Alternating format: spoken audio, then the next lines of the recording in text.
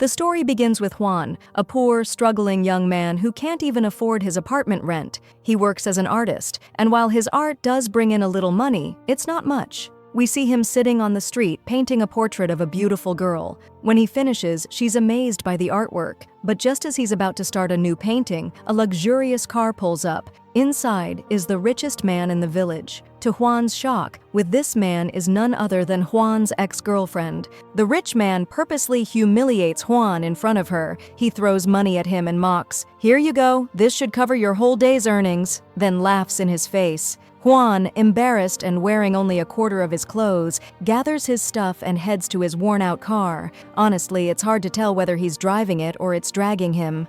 Juan returns to his village, a place filled with artists, galleries, and homes of painters. You could call it, my friend, a haven for artists. On his way home, he runs into his landlord, who demands the overdue rent. Fed up, Juan throws the rent money in his face. Before he can leave, the landlord tells him that's only for last month. He still owes this month's rent. Juan casually replies, "I'll pay later," which angers the landlord enough to throw a bottle of water at him. Now, you'd expect Juan to throw it back, right? Nope. Our sweet Juan picks up the bottle and gently puts it with his collection. He gathers and sells plastic bottles at the end of each month. The landlord sneers and says, "That's the poor man's logic," mocking how Juan collects plastic and cans. Of course, all respect to those who do this work. Juan then visits his dream gallery, a place he wishes to exhibit his artwork in someday. Like every day, he approaches the gallery owner, asking him to sponsor his painting. He even hands over some money, but the owner laughs and says, "This won't even cover 1 square meter of wall space." He leaves Juan and heads upstairs. Juan follows him, begging him to display his painting. The owner coldly replies, "Your art is garbage, Juan." Juan defends himself, saying, "I've improved so much, even my girlfriend Tian is impressed by it." Now, let me tell you, my friend, Tian is blind. Seriously, I'm not joking. She lost her vision due to an eye problem years ago. The gallery owner scoffs, "So you're relying on the opinion of your blind girlfriend? You've lost it." Then he points to another painting of a potato and says, "Now this, when I look at it, I actually feel hungry. That's how real it looks." Juan, crushed, doesn't know what to say. Now, about Tian, she can't see, and the only job she could find is working as a massage therapist. Unfortunately, this job puts her at risk of harassment, and people in the place take advantage of her blindness. One day, Juan catches someone harassing her and immediately takes revenge, doing to the harassers exactly what they did to her. He tells them, "Now do you feel what this poor girl feels?" He expects them to regret their actions, but instead, they gang up and beat him. After the beating, Juan and Tian go to the apartment where she treats his wounds. Juan exaggerates, claiming, "I beat them all up without mercy." Tian, who heard the attackers screaming, says, "Yeah, I heard them in pain from the beatings," unaware that it was actually Juan screaming. Juan then surprises her with a gift, a pair of shoes. She loves them. They dance together for a while, and just as Juan leans in to give her mouth-to-mouth, don't ask why, she suddenly hears someone else in the room. She asks, "Who's that?" Juan quickly says, "Just a friend who got evicted. He's staying with me." He tells his friend to keep his eyes shut, but Tian feels uncomfortable and leaves. Later, Juan and his friend go to the rooftop to drink some sauce. They get so drunk they pass out. Suddenly, a spaceship appears above them. Juan wakes up in shock and tries to wake his friend, but the guy is completely knocked out. The spaceship hovers right over their neighborhood. Juan sees a girl stepping out of the spaceship. She looks like a cartoon character, and she's pointing at 2 others who come down with her. It seems like they've come to the area to draw. Juan tries to take a picture of them, but the fool forgot the flash was on, so the aliens spot him and vanish in seconds, along with their ship. But Juan notices that they dropped something. When he goes to check, he finds it's a pen. Since he's an artist, he keeps it and goes to sleep. The next morning, he wakes up shaken, remembering everything. His friend sees him and jokes, "Are you dead or just asleep?"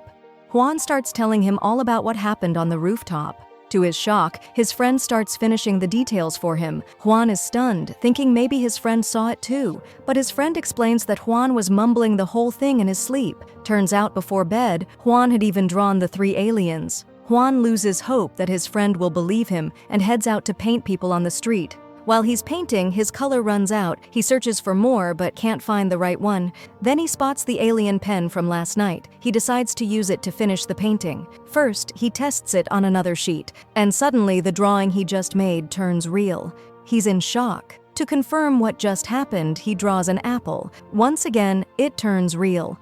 Overjoyed, he eats the apple, and it's definitely real.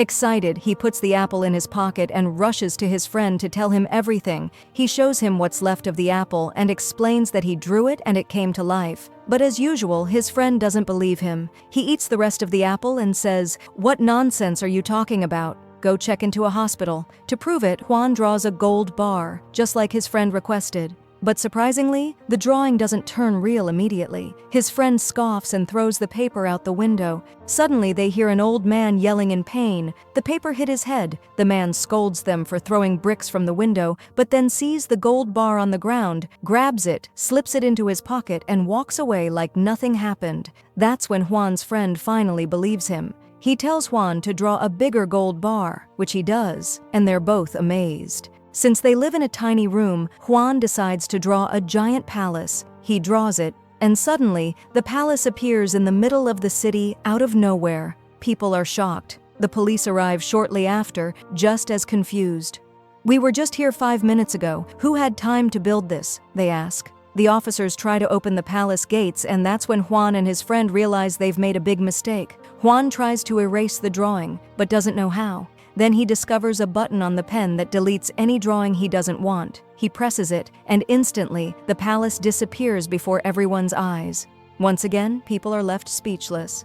Back in their room, Juan's friend tells him, "We need to draw money, at least 200 million won." He tries it himself, drawing a number, but it doesn't turn into money, just stays a number. Juan takes the pen, skillfully draws stacks of cash, and within seconds the room floods with so much money it covers them completely. Later, the building owner comes by and scolds the artists for leaving junk outside. One of the girls tries to respond, but the owner snaps, "You!" coming in with one guy, leaving with another. Then he calls out to Juan to lecture him too, but suddenly Juan and his friend appear, dressed in clown-like outfits they believe are what rich people wear, showing off in front of the whole neighborhood. Juan pulls out huge amounts of cash and tells the landlord, "Here's rent for the next 100 years. The landlord is stunned, having no idea where Juan got all this money. But Juan isn't done. Soon, the neighbors see him showing up in 3 luxury cars with girls who entertain him and tell him jokes. He heads to a top real estate company to buy the palace he always dreamed of. There, he finds his ex with her new boyfriend, who's refusing to buy her a villa worth just 15 million. Juan approaches the secretary and asks for 2 palaces in the most exclusive area in the city. He pulls out cash and pays for both right in front of his ex, who instantly regrets letting him go. Later that night, Juan surprises his blind girlfriend Tian by taking her to the new palace he bought for her. He asks her to guess what's in front of her. She says, "The 40 million won palace." "Everyone's talking about you and the things you're buying." Juan's a little disappointed that the surprise is ruined, but he continues with the celebration. There's a hallway full of guests congratulating Tian on her new palace. And because she can't see, Juan brings a girl whose job is to describe everything to her, from the chandeliers to how beautiful the entire palace is. He proposes to her in front of all the guests, but Tian rejects his proposal and walks away. He follows her and asks if she doesn't love him. She tells him that she does love him, so he asks, "If you love me, then why did you reject me and embarrass me in front of everyone at the party?" She replies that she did it for his own good, because if they got married, he would be embarrassed his whole life since she's blind and he's rich. He could choose any girl he wanted. He tells her that he's not rich, that all his wealth came from his artwork. She realizes then that he became famous through selling his paintings. He explains to her the story of the magical pen from the aliens. When Tian hears about the magic pen, she asks him to draw her a pair of eyes and make them real so she can see. Juan likes the idea and starts drawing eyes exactly like those of a beautiful girl. They wait for the eyes to come out of the drawing and enter Tian's body, but instead the eyes appear on the shoulder of Mangfa, and it's terrifying. They quickly erase the eyes so they disappear, just like the villa did earlier. Then they wonder, what if they drew a whole face? Would a face appear too? It might be just as scary. so they decide to draw Tian's entire body and draw the eyes on her face so that they appear exactly where they should. The drawing takes 5 hours to complete. When it's finished, Tian waits anxiously for her vision to return, but nothing happens. She feels like they were just messing with her, so she leaves the house. As she steps outside, she suddenly disappears at the door and reappears from inside the painting, with her eyes open. It worked. Tian can now see. Juan begins showing her around, taking her on tours all over China. Mangfa falls in love with the TikToker he was once dying over. Their lives turn around completely. Juan finally lands an art exhibition to showcase his paintings, artworks that no one used to care about or buy for even the lowest price. Now his paintings are auctioned off and people keep raising the bids. All of this because he became rich, and everyone thinks it's because of the talent behind his paintings. But the idea is that the magical pen doesn't create things out of thin air. Even Tian's eyes didn't come from nothing. At the exact moment she received her vision, a famous actress suddenly lost her sight on a film set. The event went viral and people were stunned, wondering what had happened to the actress's eyes. Even the money they used during the drawing process didn't come from nowhere. The same amount disappeared from a bank, and security cameras caught the money vanishing. The police go crazy trying to understand what's happening. Li Changyi also becomes insanely jealous and starts trying to figure out how Juan got so rich. When he hears about the bank theft, he connects the dots and contacts the police, telling them he knows someone who got rich overnight. Surely, that must be the one who stole the money. The police discover that the serial numbers on the money Juan used to buy apartments match the ones from the stolen bank funds. They go to arrest him and Mangfa in the middle of an art auction, just as people are buying his paintings. Juan and Mangfa try to explain that they didn't steal anything, that they have a kind of magic that lets them get whatever they want, but they don't mention the magic pen. They tell the police, "Ask for anything and we'll make it appear right now." The police ask for a Ferrari. Juan and his friend request that no one looks at them while the magic works, and suddenly, a red Ferrari appears inside the police station. The police are stunned, and since there's no evidence of theft, they are released. That night, someone knocks on their door. They're terrified, thinking it's the police again. But it turns out to be Juan's ex-girlfriend, the materialistic one who had left him long ago. Her husband, the painter Li Changyi, hit her out of jealousy over Juan. She came to apologize for not choosing Juan back then and for only caring about money. She tells him she's divorcing her husband and going back to her family, but Juan says she didn't do anything wrong by leaving him. What could she have done with a poor man who neglected their relationship and cared only about his paintings? At the time, his father was sick in the hospital and she truly needed financial help. That's what her current husband gave her. He tells her not to feel guilty. Then he begins reminiscing, losing himself in thought, and tells her the full story of the magical pen. Juan opened the safe to show her the pen, but disaster struck. Her husband had planted a hidden camera in her clothes and saw and heard everything Juan said. Now he knew the secret of the magical pen.